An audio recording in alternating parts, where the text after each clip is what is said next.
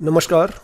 आप सभी का एक बार फिर से स्वागत है आपके अपने YouTube चैनल फिजिकल एजुकेशन अड्डा के ऊपर, जहां आपको फिजिकल एजुकेशन एंड स्पोर्ट्स की हर अपडेट मिलती रहती है। इस वीडियो की बात करें तो भाई ये है थोड़ा सा डायरेक्शन वाला वीडियो कि हम अगर फिजिकल एजुकेशन टीचर एग्ज़ाम की तैयारी कर रहे हैं, चाहे वो DSSB हो, KVS हो, NVS हो, मैं स्पेशली 3 एग्ज़ाम को फोकस करके आपको थोड़ी सी डायरेक्शन देने की कोशिश कर रहा हूं मेरे अपने अनुभव के आधार पर। आपका अपना, सबसे पहले मैं एक चीज़ क्लियर कर दूं कि इंडिविजुअल डिफरेंसेस होते हैं। कोई किसी तरह से सक्सेस पाता है, कोई किसी तरह से पाता है, कोई एक दिन में 12 घंटे मेहनत करके भी सक्सेस हो जाता है, कोई 2 घंटे मेहनत करके भी सक्सेस हो जाता है। सबके पैटर्न अलग होते हैं। डेवलपमेंट की आपने पढ़ी होगी, ग्रोथ एंड डेवलपमेंट की थ्योरी को, तो इंडिविजुअल डिफरेंसेस होते हैं सभी में और पैटर्न लगभग एक जैसा ही होता है, मतलब, लेकिन वो जो है भाई किसी चीज़ को कितना टाइम दें, किसी चीज़ को कितना पकड़ते हैं, वो लगभग उसके ऊपर डिपेंड करता है। अब हम आज की वीडियो में बात करने वाले हैं, मेरे अपने अनुभव के आधार पर मैं आपको बता पाऊँ कि 2022 में जो हमारी वैकेंसीज आने की संभावना है 3 प्रकार की आएंगी, तो और भी पंजाब में जैसे आई हुई, हरियाणा में, उनका एग्ज़ाम पैटर्न थोड़ा अलग होता है, लेकिन हम बात करेंगे जिन एग्ज़ाम्स के अंदर एग्ज़ाम पैटर्न सेम रहता है। KVS, NVS, DSSB, इनमें लगभग जो है सेम रहता है भाई, क्योंकि जो सब्जेक्ट इन तीनों एग्ज़ाम में आते हैं वो कॉमन रहते हैं हर एग्ज़ाम में। तो हम जो है कैसे अपने दिन बदल सकते हैं, क्या हमारा तैयारी का पैटर्न होना चाहिए, किस चीज़ के ऊपर हमें कितनी मेहनत जो है करनी चाहिए, उसके ऊपर आज की इस वीडियो में हम बात करने वाले हैं। वीडियो को हम डिटेल में शुरू करें उससे पहले एक रिक्वेस्ट करूंगा, अगर आप चैनल पे पहली बार विजिट कर रहे हैं तो चैनल को सब्सक्राइब करके बेल आइकन को प्रेस कर सकते हैं। इसके साथ साथ वीडियो के डिस्क्रिप्शन में 3 लिंक दिए गए हैं, तीनों के माध्यम से आप हमसे जुड़ सकते हैं। अब बात करें, आपने एक आजकल फेमस मूवी देखी होगी। आप किसी भी चीज़ की तैयारी करें, लाइफ में कोई भी काम करो, उसके लिए थोड़ा सा जिद्दी होना बहुत ज़रूरी है भाई। क्या होना जरूरी है? जिद्दी होना जरूरी है। तो एक पुष्पा करके एक मूवी आई हुई है, उसमें एक वो बात पॉइंट को बहुत ज़्यादा यूज़ करते हैं, मैं झुकेगा नहीं। मतलब वो जिस काम को वो कर रहे हैं, जिस भी लकड़ी भाई लाल चंदन होता है उसकी वो जो बेचते हैं जंगल से काट काट कर, जब भी कहीं पे वो किसी के सामने पुष्पाराज की का टकराव होता है तो वहाँ पे एक बात बहुत बोलता है कि मैं झुकेगा नहीं।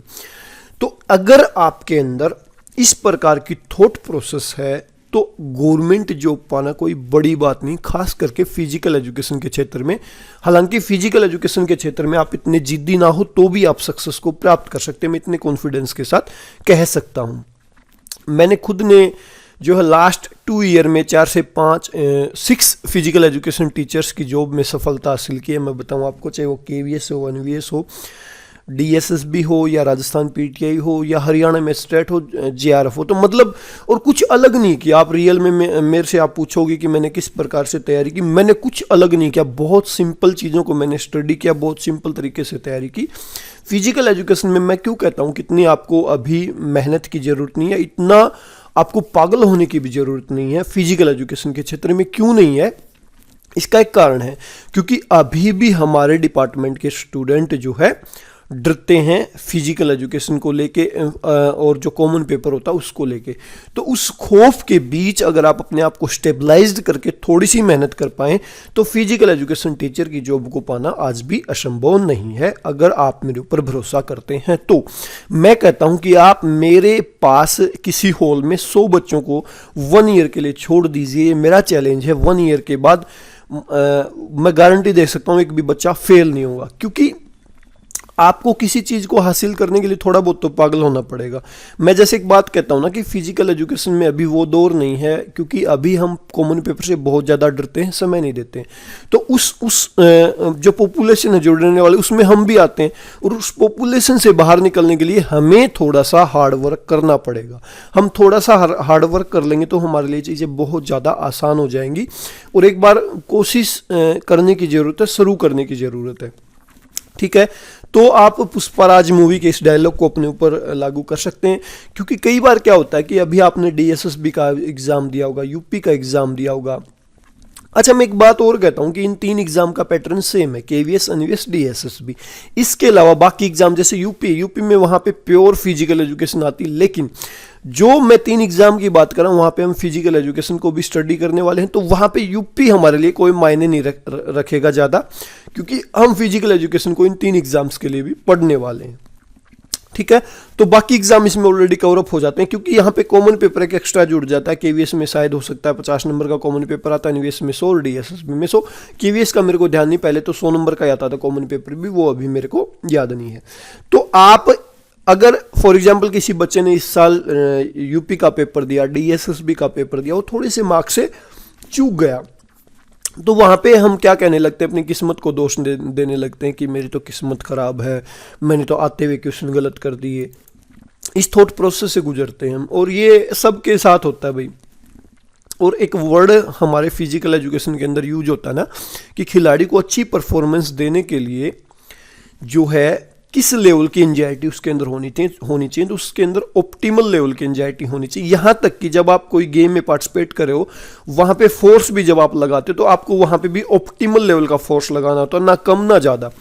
तो ऑप्टिमल लेवल की एंजाइटी भी जरूरी है कि मेरे साथ ऐसा क्या हो रहा। मतलब आप ये भी नहीं हो सकते बिल्कुल भाई फ्री भी नहीं हो सकते कि मैं किस प्रकार से क्या तैयारी करूँ और बढ़क ही ना लूँ भाई मेरा तो पेपर नहीं हो रहा, कोई नहीं। फिर तो थोड़ी सी एंजाइटी जरूरी। क्या आप अपनी स्ट्रेटजी के अंदर चेंजेस करोगे? इस वीडियो में हम एक और बात करने वाले हैं कि वो कौन कौन से सब्जेक्ट हैं कॉमन पेपर के, जो हमें कॉमन पेपर क्या फिजिकल एजुकेशन को किस पैटर्न में हम स्टडी करें, और कॉमन जो हमारा पेपर होता है उनको किन बुक से हम स्टडी करें, या कहाँ से हम हेल्प लें उसको क्लियर करने के लिए। ठीक है, अब हम उसके ऊपर चलते हैं कि कहाँ से किन चीज़ों को हम स्टडी करें। तो पुष्पराज की मैंने कहानी बता दी, आप इस थ्योरी के साथ चलेंगे तो आपके लिए चीज़ें आसान हो जाएंगी और कुछ नहीं है। अब कोई भी एग्जाम आपको क्रैक करना हो तो उसमें कुछ एक इंपॉर्टेंट सब्जेक्ट्स होते हैं भाई। कौन कौन से सब्जेक्ट हमारे लिए मायने रखते हैं, हमारे लिए इंपॉर्टेंस होती है। फिजिकल एजुकेशन तो आपकी हर पेपर में 100 नंबर की आती है, इसमें कोई दो राय नहीं। इसके बाद 5 सब्जेक्ट आपके बच गए कॉमन पेपर के। कॉमन पेपर के 5 सब्जेक्ट, सबसे पहले आप देख सकते हो इंग्लिश आपके लिए मोस्ट इंपॉर्टेंट 20 मार्क्स की आती है, हिंदी भी, मैथ भी, जीके भी, और मेंटल एबिलिटी, इसको आप रीजनिंग भी बोल सकते हो भाई, इसको आप रीजनिंग भी बोल सकते हो। इंग्लिश, अब हम 1 बाय 1 इन चीज़ों को डिस्कस करेंगे कि कहाँ से किस बुक की हेल्प लें ताकि चीज़ें इजी हो जाएं। क्योंकि मेरे पास बहुत मैसेज आते हैं कि सर मैं क्या पढूं, कॉमन पेपर के लिए मेरे को गाइड कीजिए, मैं कहाँ से क्या पढूं। और फिर लास्ट में हम फिजिकल एजुकेशन को भी स्टडी करेंगे कि किस प्रकार से हमें स्टेप बाय स्टेप चलना चाहिए, और वो चीज़ें हमें किस प्रकार से हेल्प करने वाली हैं। 1 बाय 1 उन चीज़ों को भी हम डिस्कस करने वाले हैं। वीडियो थोड़ा सा लंबा हो रहा है, लेकिन भाई थोड़ा तो आपको मेरे को झेलना पड़ेगा, और बहुत ज़्यादा प्यार आप लोगों का मेरे को मिलता है, इसलिए मैं बहुत ज़्यादा लंबा कई बार बोल भी जाता हूँ, क्योंकि मेरे को पता है कि मेरे को सुनने वाला लास्ट तक जाता है। तो यहाँ पे भी मैं आपका धन्यवाद करूँगा। अच्छा, अब हम एक बार कॉमन पेपर की बात कर लेते हैं कि कॉमन पेपर में हमारे सब्जेक्ट मैंने आपको जैसे बता दिए। अब इन चीज़ों को पढ़ने के लिए जो है किस चीज़ की हेल्प ली जाए भाई, किस चीज़ की हेल्प ली जाए, ये भी थोड़ा सा जानना जरूरी है। तो आप बात करोगे इंग्लिश की, मैं ज़्यादा समय नहीं लूँगा। इंग्लिश को हम कहाँ से स्टडी करें? तो इंग्लिश के लिए भी सबसे आसान जो तरीका मैं मानता हूँ वो आपका हो सकता है, एक मिनट, वो आपका हो सकता है किसी भी कोचिंग सेंटर से आप इंग्लिश के नोट्स की फोटोकॉपी ले लीजिए। मैं क्यों कह रहा हूँ, क्योंकि आप बड़ी बुक को उठाओगे इंग्लिश की, लुसेंट की या कोई भी बुक आती होगी, मेरे को पता नहीं लुसेंट की आती नहीं आती, मैं माफ़ी चाहूँगा, कोई भी बुक, उसमें बहुत सारी चीज़ें जो फंसा के दी हुई मिलेंगी, बहुत सारी चीज़ें जो है क्या दी हुई मिलेंगी, उसमें फंसाई हुई मिलेंगी, आपस में गुचल पचल हो जाएगा, मतलब वहाँ पे कोई डायरेक्शन नहीं मिलेगी आपको। तो कोचिंग सेंटर में क्या स्पेसिफिक चीज़ों को कवरअप किया हुआ मिलेगा, उसमें आप बेसिक चीज़ों को कवरअप कर सकते हैं। ठीक है, इसके बाद हम बात करें हिंदी की। हिंदी में क्या हमारा हो सकता है ये भी हमें जानना जरूरी है। हिंदी के लिए क्या हम स्टडी करें भाई? तो हिंदी के लिए सबसे आसान होता है 6th क्लास से लेके 8th क्लास तक की हिंदी की बुक्स। उसमें सारी चीज़ें क्लियर बताई होती हैं, मतलब सर्वनाम क्या है, संज्ञा क्या है, बड़ी आसान भाषा में, और वहाँ पे मुहावरे, लोकतियाँ वगैरह सब दिया हुआ मिलता है। तो इंग्लिश की बुक आप 6वीं से 8वीं तक की पढ़ सकते हो, वहाँ पे सारी चीज़ें मिल जाएंगी, बहुत ईजी बना देता है वो आपके इंग्लिश की समस्या को बहुत ईजी कर देता है। ईमानदार से मैं आपको बताऊं तो ईजिली आप पढ़ सकते हो, और यकीन मानो एक बार आप इन बुक्स को पढ़ लोगे तो बाद में आपको किसी एग्जाम की तैयारी के लिए हिंदी को स्पेशल पढ़ने की ज़रूरत नहीं पड़ेगी। इसके बाद मैथ, जीके और रीजनिंग या मेंटल एबिलिटी, इनके लिए मैं आपको स्पेशली बुक्स बता सकता हूं भाई, जहां से मैंने पढ़ के जो है मैथ में बहुत अच्छा स्कोर्स मैंने एग्जाम में किया है। और जीके को भी कवर अप करने के 2 तरीके हैं, वो आपको मैं बताऊंगा। और मेंटल एबिलिटी भाई, अच्छा मैथ, एक RS अग्रवाल जी का मैथ आता है और जबरदस्त मैथ है भाई, इसको अगर आप कर लेते हो ना एक बार इस मैथ को, RS अग्रवाल के मैथ को, तो मैं आपको गारंटी के साथ कह सकता हूं किसी भी एग्जाम में अगर 20 नंबर का मैथ आता तो आप वहां पे 15+ मार्क्स ले सकते हैं। इतना जबरदस्त मैथ है जिसके अंदर हर चीज कवर की है। आपके एग्जाम में जो भी क्वेश्चन आता है आपको उसके एडवांस मैथ को हाथ नहीं लगाना, लेकिन जो उसके 15-16 चैप्टर हैं संख्या पद्धति से लेके भाई और लास्ट तक जब आप पहुंचेंगे क्षेत्रफल तक, तो बहुत सारी चीज़ें आपके लिए कवर अप हो जाएंगी। और ज़बरदस्त मैथ है, उसमें विद एग्जाम्पल आपको बताया भी गया है, या फिर किसी कोचिंग सेंटर को भी आप ज्वाइन करके जो है यहाँ से हेल्प ले सकते हैं। भाई ज़बरदस्त बुक है, मेरा अनुभव इस मैथ के साथ बड़ा ज़बरदस्त रहा है। मैं बार बार कहता हूँ कभी आपको अपनी स्टोरी सुनाऊँगा। तो इसके साथ मेरा रिलेशन इस मैथ के साथ बहुत रहा है, मैंने इससे बहुत कुछ सीखा है। और रियल में अगर मैं बात करूं कि मेरी लाइफ किन बुक्स ने चेंज की है, तो उसमें एक RS अग्रवाल मैथ की बुक्स को मैं भूल नहीं सकता, जिससे मैंने मैथ को बहुत कुछ डीपली स्टडी करके सीखा। और यकीन नहीं मानोगे, मैं सुबह लगातार 4 घंटे तक बैठा रहता था और लगातार क्वेश्चंस को करता रहता था। वो बाद की बातें हैं कि किस प्रकार से कितना समय हमें किस चीज़ को देना चाहिए, वो बाद की बातें हैं। लेकिन अगर आप इस मैथ को 5 से 10 बार कर लेते हैं, 5 से 10 बार का मतलब है कि आपने एक बार इसको फुल कवर अप किया, इसके बाद दोबारा रिवाइज करेंगे तो 10 बार में आपको सारी चीज़ें बड़ी आसानी से दिमाग में सेट हो जाएंगे। हो सकता है आपके दिमाग में 2 बार में भी सेट हो जाए, लेकिन जिसके दिमाग में 1 या 2 बार में सेट हो जाती है वो बहुत एडवांस बच्चे होते हैं, उनको शायद हमारी वीडियो देखने की भी जरूरत नहीं है। लेकिन मैं किसके लिए कह रहा हूँ 5 से 10 बार, जब आपका बैकग्राउंड बहुत ज़्यादा वीक हो और आपको लगता कि आप 10th क्लास में मैथ में फेल होने की संभावना थी, आपको कभी कुछ मैथ का समझ में ही नहीं आया, तो आप बेसिक से बिल्कुल शुरू कर सकते हैं। RS अग्रवाल से बेहतर कुछ नहीं है। इसके बाद एक बुक है भाई, नेक्स्ट सब्जेक्ट है जीके का। अच्छा, जीके को हम दो तरीके से कवर अप कर सकते हैं। एक तो लुसेंट की बुक आती है भाई जीके की, बहुत ज़्यादा बड़े वाली नहीं, छोटे वाली आप लेके आ सकते हैं। सबसे पहले आप उसको एक बार 4 से 5 बार पढ़ें, जो लुसेंट की बुक है उसको थोड़ा सा डिस्क्रिप्टिव वे में, याद नहीं करना कुछ भी, उसको पढ़ना डिस्क्रिप्टिव वे में, और जो भी इंपॉर्टेंट बात लगे उसको पेंसिल से निशानदेही करते चले उसकी। इसके बाद एक बुक आती है भाई स्पीडी रेलवे की। पता आजकल कुछ बच्चों से मेरी व्हाट्सएप पे बात होती है ना, तो एक ज़बरदस्त चीज़ होती है, खास करके 2 बच्चों का मैं नाम तो नहीं लूँगा उनका। जब मैं उनसे मिला या उनसे व्हाट्सएप पे बात हुई तो मैंने उससे पूछा, वो बातें करने लगे हम, मेरे को नहीं पता वो बच्चा वीडियो देख रहा नहीं देख रहा मेरी, तो मेरे से मिलने आया हुआ था। तो वो जिक्र चल गया भाई किस बुक से, तो उसने बताया कि स्पीडी ने मेरी लाइफ को बदला है। मैंने स्पीडी को 2 बार पढ़ा उसने बस, क्योंकि उसकी मेमोरी थोड़ी सी अच्छी होगी। हालांकि मैंने इसको 50 बार पढ़ा अभी स्पीडी को, बहुत ज़्यादा मैंने इसके रट्टाफिकेशन किए हैं, क्योंकि जीके में समझने का कुछ नहीं होता, रट्टे मारने होते, मैंने वो मारे हैं, मैं ईमानदार से बताऊं तो उसने बताया कि मेरी लाइफ को उसने बदला। फिर एक और बच्चे से मेरी बात होती है व्हाट्सएप के ऊपर, उसने बताया कि वो भी स्पीडी को पढ़ रहा है। तो ये थोड़ा सा सरप्राइजिंग होता है कि मेरे साथ जो बच्चे जुड़ रहे हैं वो भी उन्हीं चीज़ों को जो है पढ़ने की कोशिश कर रहे हैं जहाँ से मैंने जिन चीज़ों को स्टडी की। पता नहीं ये कैसे बैलेंस बन रहा है। जो बच्चे ज़्यादा जुड़ जाते हैं मेरे से, जब उनसे पूछता हूँ तो बुक्स के नाम, तो वही बुक्स उनके साथ वो लेके आते हैं, उन्हीं बुक्स के नाम जिनको मैं नहीं पढ़ा है। तो फिर आप ये स्पीडी के अंदर सबसे खास बात क्या है, इसमें 1 लीनियर क्वेश्चंस दिए हुए हैं जीके के, 1 लीनियर टाइप क्वेश्चंस। उससे क्या होगा, आपने डिस्क्रिप्टिव पढ़ लिया तो इसके अंदर कुछ नई चीज़ें भी कवर अप होंगी और उसके बाद आपको डिस्क्रिप्टिव जाने की ज़रूरत नहीं पड़ेगी। तो स्पीडी रेलवे के आप अमेजोन पे सर्च कर सकते हैं, किसी भी बुक शॉप के ऊपर आपको मिल सकती है। बड़ी ज़बरदस्त बुक है भाई, इससे बेटर कुछ नहीं आप मेरे से पूछोगे तो, ठीक है। इसके बाद हाँ, इससे पहले आप डिस्क्रिप्टिव को पढ़ लोगे तो थोड़ी सी ईजी हो जाएगी। हालांकि रट्टाफिकेशन करनी तो वैसे भी कर सकते हो, लेकिन पहले थोड़ा सा समझना भी ज़रूरी है। तो चीज़ों को समझोगे उसके बाद आसान हो जाएंगी। इसके बाद मेंटल एबिलिटी। मेंटल एबिलिटी मैं या कहूँ रीजनिंग या तर्क शक्ति की जो बुक होती है वो एक अरिहंत की बुक आती है नॉर्मल, जिसके अंदर लगभग सारे टॉपिक्स दिए हुए होते हैं। तो रीजनिंग की आप वहाँ से हेल्प ले सकते हैं, बड़ी अच्छी बुक है। और बेसिक से मतलब वहाँ पे टॉपिक्स दिए हुए हैं, टैक्टिक्स भी दिए हुए हैं, टेक्निक भी दिए हुए हैं, क्वेश्चंस को कैसे आपको करना है, तो वहाँ से आप हेल्प ले सकते हैं। तो ये आपकी कॉमन पेपर का सारा सिस्टम है 100 नंबर का, और इजीली आप कर सकते हो भाई, क्योंकि मैथ रीजनिंग ऐसी चीज़ें हैं 40 नंबर की जो आपके जीवन को बदल सकती हैं नौकरी के बिहाफ पे, मतलब नौकरी को इजी बना सकती हैं।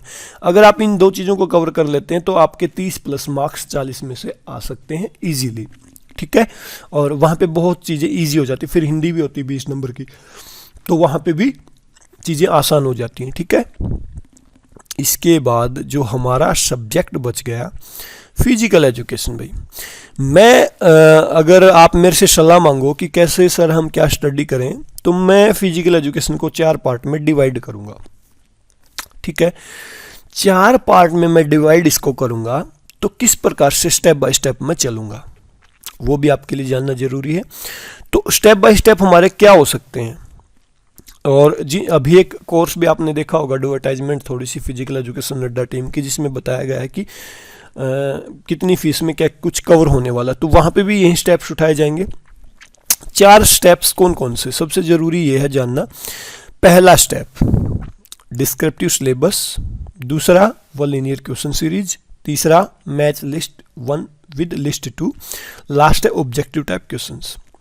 अगर आपने ईमानदारी से इन चीज़ों को फॉलो कर लिया ना, या मैंने किया है तो मैंने कुछ हासिल किया, मैं अपने अनुभव के आधार पर ही बता सकता हूँ, आप एक बार इसको फॉलो कर लोगे ना, देन कुछ नहीं बचेगा।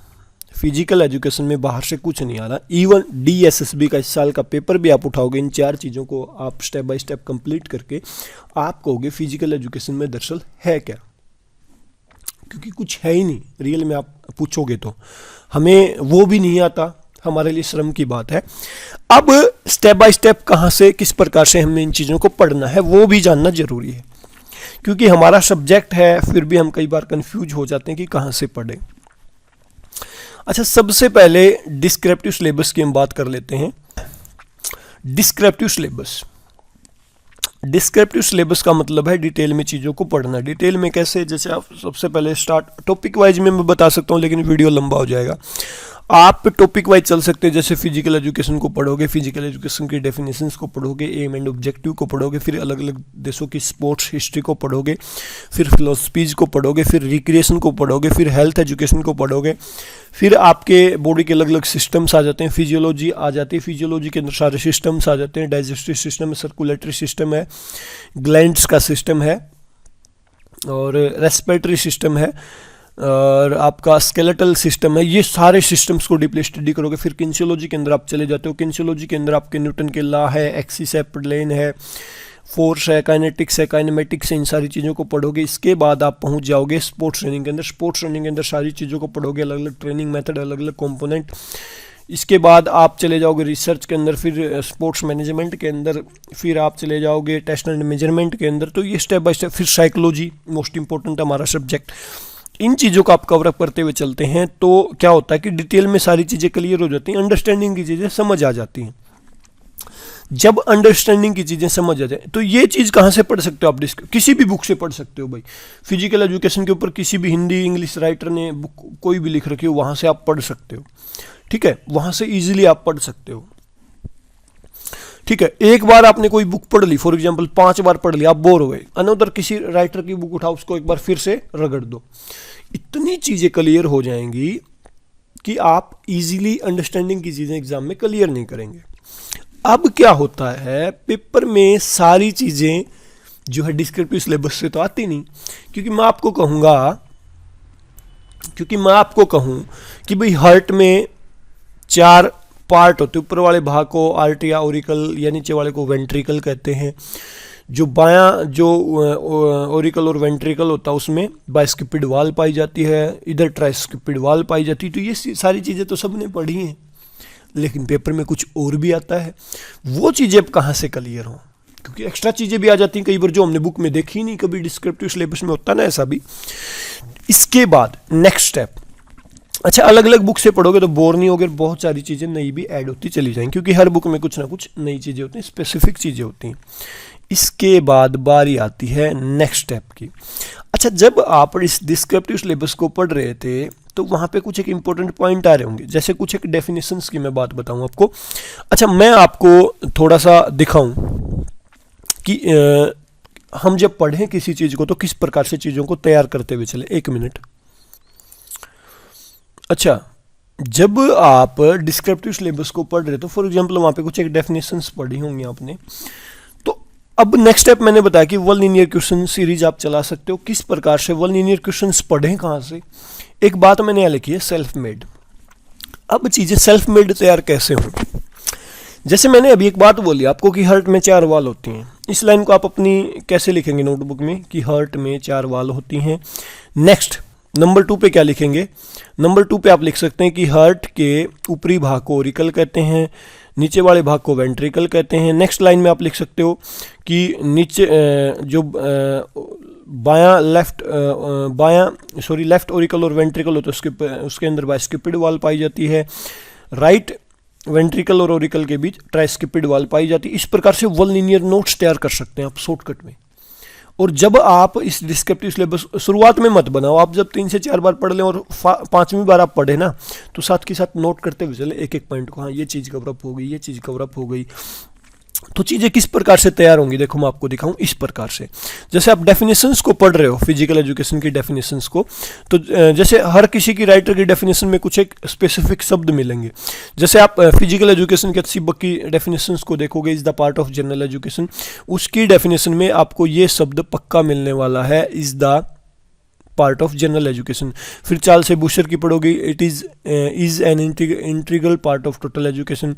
फिर जेबिनेस को आप पढ़ सकते हो, is the phase of full field of education. फिर आप ओब्री ट्यूफर को पढ़ सकते हो, experience of the physical activity. फिर आर कैसिडी को। तो इस प्रकार से आपको ना सारी चीज़ें क्लियर होती चली जाएंगी वन लीनियर। ये तो जैसे लैपटॉप में टाइप किया, आप इसी प्रकार से इनको अपनी नोटबुक में भी टाइप करते हो। जैसे स्पोर्ट्स ट्रेनिंग की डेफिनेशंस को पढ़ सकते हो आप, भाई किसने क्या बताया, तो उनकी डेफिनेशंस आपको हो सकता है 3-4 लाइन की मिले, उसमें एक स्पेसिफिक बात मिलेगी जिससे चीज़ों को ईजिली कोरिलेट। जैसे साइकोलॉजी की डेफिनेशंस हैं, भाई 3 पॉइंट में आप व्हाटसन से इसको कोरिलेट करो, इसको कोरिलेट करो। फिर लर्निंग की डेफिनेशंस हो गई आपकी। तो इस प्रकार से चीज़ों को आप इजी बना सकते हो वन लीनियर टाइप में, सेल्फ मेड।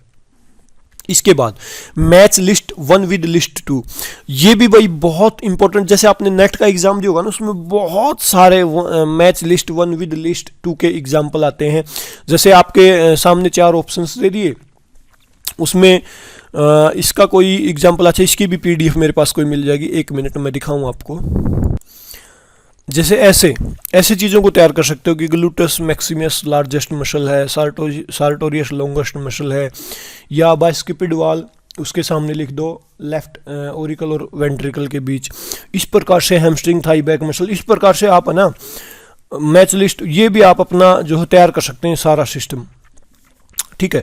और जब आप इनको स्टडी करेंगे ना, तो लास्ट में बहुत सारी चीज़ें आपके लिए बहुत ज़्यादा इजी हो जाएंगी, ठीक है ना, बहुत इजी हो जाएंगी। क्योंकि यहाँ पे भी कुछ एक नई चीज़ें जैसे थ्रोम्बोसाइट होती हैं, प्लेटलेट्स ब्लड क्लॉटिंग में हेल्प करती हैं। इस प्रकार से जब हम इनको स्पीडली कवरअप करेंगे ना, तो बड़ा मज़ा आएगा आपको पढ़ने में और चीज़ें बहुत ज़्यादा आसान होती चली जाएंगी, ठीक है ना। तो ये तरीका आप अपना सकते हो। जैसे विटामिन से रिलेटेड ऐसे वन लीनियर टॉपिक, रासायनिक का नाम रेटिनॉल, कमी से रतौंदी, इस प्रकार से B1 का नाम क्या था, थायमिन, इस प्रकार से आप इनको पढ़ सकते हो, ठीक है। तो ये आपका इस प्रकार से सेल्फ मेड नोट्स आप बना सकते हो। इसके बाद लास्ट टॉपिक बच गया मेरा फेवरेट। देखो सबके अलग अलग अनुभव, मैं बहुत सारे ऐसे लोगों को जानता हूँ जिन्होंने सिर्फ डिस्क्रिप्टिव पढ़ के एग्जाम को क्रैक किया है, लेकिन मैं अपने तरीके से आपको बताने की कोशिश कर रहा हूँ। ऑब्जेक्टिव टाइप क्वेश्चंस, बहुत सारे ऐसे क्वेश्चंस होते हैं जिन्होंने डिस्क्रिप्टिव पढ़ा ना, वहाँ पे भी वो क्वेश्चन आपको नहीं मिलेगा। तो क्या करें, ऑब्जेक्टिव टाइप क्वेश्चंस, इंग्लिश की कोई भी 3-4 बुक आप ऑर्डर कीजिए अमेजोन के ऊपर जाके, और वहाँ से उनको बाई कर लीजिए, और उन बुक्स के पीछे आपको ऑब्जेक्टिव टाइप क्वेश्चंस मिलेंगे। किसी यूनिट में 100-200 ऐसे करके आपके पास 4 से 5 हज़ार क्वेश्चंस कवरअप हो जाएंगे। जब आप 4 से 5 हज़ार क्वेश्चंस के अंदर से निकल जाएंगे ना, तो यकीन मानो लास्ट में फिजिकल एजुकेशन में ऐसा कुछ नहीं बचेगा जो आपको फेल कर सके। हाँ, पेपर ही ऐसा आ गया जो किसी को नहीं आता, फिर तो हमारे लिए कोई दिक्कत ही नहीं, क्योंकि आप यकीन मानो पेपर बहुत ज़्यादा टफ आ गया, लेकिन आपने इतनी सारी चीज़ें कवर की तो अपने अनुभव के आधार पे वहाँ पे ना आने वाले क्वेश्चन का भी आप राइट आंसर दे पाएंगे। ठीक है, वहाँ पे भी आप टॉप कैंडिडेट में मिलने वाले हैं।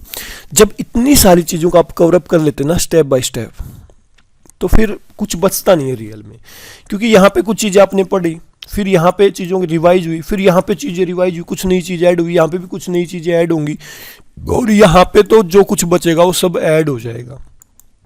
जो आपको डिस्क्रिप्टिव में नहीं मिला वो यहाँ पे आपको मिल जाएगा, और ओवरऑल मिला के कॉम्बो आपको आपके जीवन को बदल देगा। अब बारी आती है लास्ट में, आप पूछेंगे कि सर इतनी सारी चीज़ें हम इकट्ठी कहाँ से करें। देखो भाई, दो तरीके हैं, या तो आप सेल्फ मेड मेहनत करो, या फिर किसी का कोर्स बाई करो। कोर्स बाई करना तो आप हमसे भी जुड़ सकते हैं, जैसे हमने बताया कि ऐसे ऐसे कोर्स शुरू हो चुका है और कल से उसकी क्लासेज भी शुरू होने वाली हैं, तो आप इंस्टाग्राम पे मैसेज करके पूछ सकते हैं उसकी डिटेल भी, क्योंकि आज लास्ट डे रहेगा, वो 15 तारीख से शुरू होना था। इसके बाद कल से शुरू हो जाएगा, फिर रजिस्ट्रेशन क्लोज हो जाएंगे आज में। कोई वीडियो देख रहा तो आज में जुड़ सकता है, अदरवाइज आप खुद मेहनत कर पाओ तो इससे बेटर कुछ नहीं है। अब जब इतनी सारी चीज़ें आपको नजर आए तो आप सोचोगे कि कैसे तैयार करें। देखो, कहीं से तो आपको शुरुआत करनी होगी, आज नहीं तो कल। आप रुक नहीं सकते ना, ठहर नहीं सकते। आप बैठ के सोचोगे, उससे अच्छा कि आप डिस्क्रिप्टिव सिलेबस को पढ़ लीजिए। आप इसके लिए बीपेड एमपेड की भी हेल्प ले सकते हो सिलेबस की, या फिर कोई भी बुक बाई कर सकते हो। और इंग्लिश से नहीं डरना है भाई, इंग्लिश को लेके बड़े डरते हो आप लोग, मत डरो। इंग्लिश से बहुत इजी लैंग्वेज है, आप इजीली किसी भी एग्जाम को क्लियर कर सकते हैं इंग्लिश की चीज़ों को पढ़ के, और इतनी मुश्किल नहीं होती, एक बार समझने की आपको कोशिश करनी। तो आप सेल्फ मेड अगर कुछ कर पाओ तो दी बेस्ट है। आप हमारी भी हेल्प ले सकते हो, हमारी टीम से जुड़ सकते हो, इंस्टाग्राम के ऊपर मैसेज कर सकते हो, टेलीग्राम के ऊपर जुड़ सकते हो हमसे। ठीक है, फिजिकल एजुकेशन अड्डा ऐप को भी इंस्टॉल कर सकते हो। तो ये हमारा जो मैंने बता दिया, इस सेटअप के साथ आप चले तो इजीली किसी भी एग्जाम को क्रैक कर सकते हैं। देखो, आप किसी से और पूछेंगे तो उनका अनुभव कुछ भी रहा हो सकता है, और इन चीज़ों को जब आप पढ़ना शुरू करेंगे ना, तो मान के चलिए कि 8 से 10 महीने आपको लग जाएंगे, और 8 से 10 महीने में आपकी बेहतर तैयारी हो जाएगी। 1 साल के लिए बोला है ना मैंने, 8 से 10 महीने में आप एक अच्छे जो है कम्पिटिटिव एग्जाम में बैठने वाले कैंडिडेट हो जाएंगे, जो दूसरों को अच्छी फाइट दे पाएगा या टॉप भी कर जाएगा। ठीक है, तो ये है पूरा डाटा, और इन तरीकों को अपना के आप इजीली किसी भी एग्ज़ाम को क्रैक कर सकते हैं भाई। ठीक है, फिजिकल एजुकेशन की मैं बात कर रहा हूँ, मैं एसएससी के किसी एग्ज़ाम की बात नहीं कर रहा, ना ही आईएएस आईपीएस सिविल सर्विसेज के एग्ज़ाम की बात कर रहा। तो इन तरीकों से आप जुड़ सकते हैं। वीडियो लंबा होगा, इसके लिए मैं माफ़ी चाहूँगा। आज सुबह सुबह मेरा मूड हुआ भाई, क्योंकि मेरे पास बहुत सारे मैसेजेस आते हैं, तो मेरे को लगा कि मैं कुछ बच्चों को गाइड करूँ, ताकि थोड़ा सा वो जुड़े हमसे, और जुड़े हैं तो भी उनको भी कुछ बेनिफिट मिले, और कुछ गाइडेंस उनको मिले। तो इस वीडियो में इतना ही भाई। आपने वीडियो को लास्ट तक देखा, इसके लिए आप सभी का बहुत बहुत धन्यवाद। Thank you.